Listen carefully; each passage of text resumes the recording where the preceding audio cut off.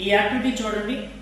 when I apply some force on this plate, then only plate moves but not ball. Due to gravitational force, ball falls down. Inertia, దీన్నే జడత్వం అంటారు. So మీ చుట్టూ ఉన్న వస్తువులతో మీరు ఇలాంటి ఇనర్షియాకి సంబంధించిన ఏదైనా యాక్టివిటీస్ చేయండి.